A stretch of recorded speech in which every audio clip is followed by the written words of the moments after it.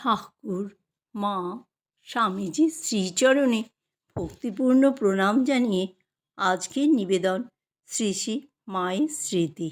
স্বামী অভয়ানন্দ। তারিখ ঠিক মনে নেই। একদিন বাবুরাম মহারাজের নির্দেশ মতো মঠ থেকে কলকাতায় গেলাম। বাবুরাম মহারাজ বলেছিলেন তিনি বলরাম বসুর বাড়িতে থাকবেন। আমাকেও রাত্রিটা সেখানেই কাটাতে বলেন। সন্ধ্যাবেলায় সেখানে গিয়ে উপস্থিত হলাম। যে সময়ের কথা বলছি তখন আমাদের কলকাতায় থাকবার আর কোনো জায়গা ছিল না। সাধুদের আস্তানা বলতে বলরামবাবুর বাড়ি।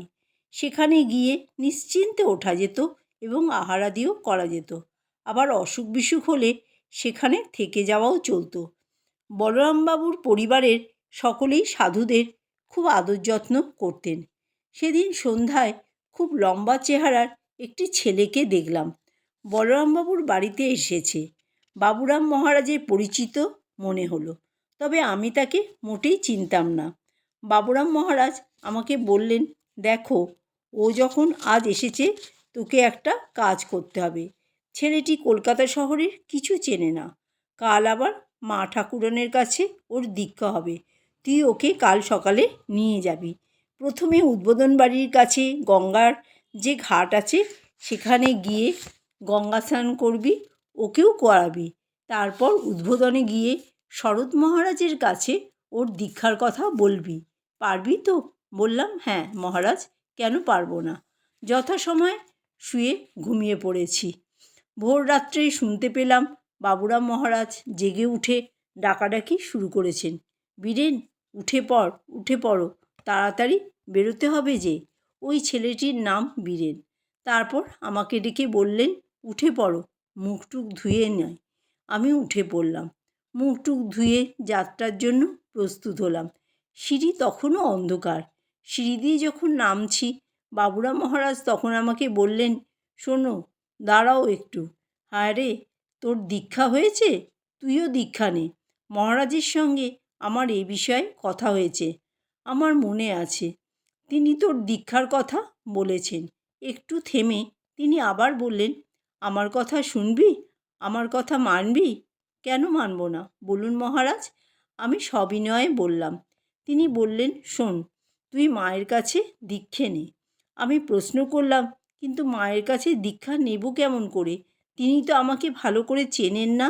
আমি যাই, প্রণাম করেই চলে আসি।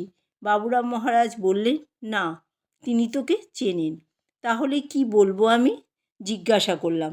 তিনি নির্দেশ দিলেন, তুই শরৎ মহারাজের কাছে যাবি। তাকে গিয়ে বলবি, শারদানন্দ স্বামী তোকে চেনেন? বললাম, হ্যাঁ মহারাজ, তিনি আমাকে চেনেন। পূজনীয় শশী মহারাজ যখন অসুস্থ অবস্থায় উদ্বোধনে ছিলেন তখন আমি ওখানে ছিলাম। কিছুদিন ওর সেবা করেছিলাম। সেই সময় স্বামী শারদানন্দ আমাকে দেখেছেন।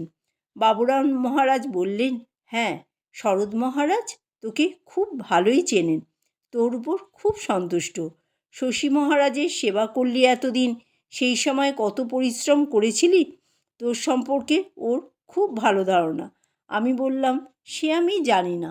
তিনি বললেন, যাই হোক, ওকে সঙ্গে নিয়ে যা, আর তোর নিজের জন্য নতুন কাপড় নিয়ে যা।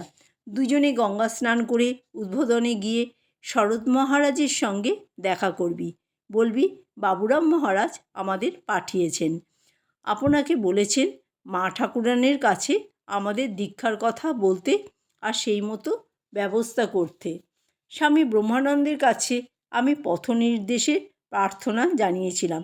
আনুষ্ঠানিক দীক্ষার প্রার্থনা অবশ্য জানাইনি, তবে আধ্যাত্মিক জীবন গঠনের জন্য তার উপদেশ চেয়েছিলাম।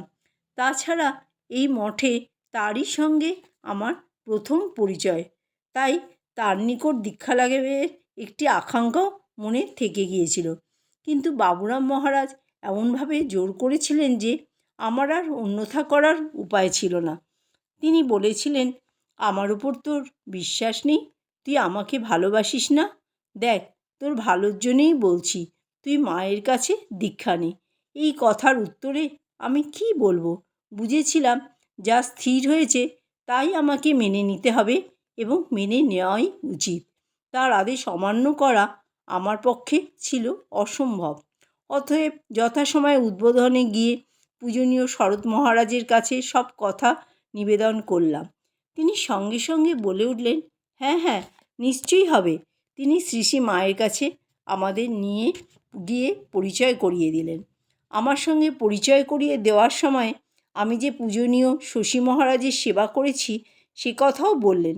শ্রী শ্রী মা সব কথা শুনে বললেন, হ্যাঁ বাবা, তোমার দীক্ষা হবে। যাও বাবা, নিচে গিয়ে বসো, পরে ডেকে নেব। যথাসময়ে দীক্ষা আরম্ভ হলো এবং একে একে আমাদের ডাক আসতে লাগলো। প্রথমে আমার সঙ্গীর ডাক এলো, তারপর আমার। মা ছিলেন উদ্বোধনের যে ঘরে এখন শ্রী শ্রী ঠাকুরের পূজা হয় সেই ঘরটিতে। শ্রী শ্রী মা ঘোমটা দিয়ে মুখ ঢেকে রাখতেন সবসময়। আজ কিন্তু ঘোমটা ছিল না, আসন পাতা ছিল। ঘরে ঢুকে সেই আসনে বসলাম। আসনে বসবার কিছুক্ষণ পরে শ্রী শ্রী মা আমাকে কয়েকটি প্রশ্ন করলেন। যতদূর মনে পড়ে আমার ইষ্ট সম্বন্ধে বা ওই রকম কিছু জিজ্ঞাসা করেছিলেন। আমি বলেছিলাম, আমার কি ভালো লাগে কি ভালো লাগে না তা তো জানি না, আপনার যা ভালো মনে হয় তাই আমাকে দিন মা। মা বললেন, তাই দেব।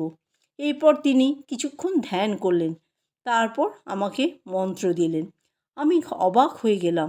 দেখলাম এতদিন যে ভাব নিয়ে আমি আছি ঠিক সেই ভাব অনুযায়ী তিনি মন্ত্র দিয়েছেন।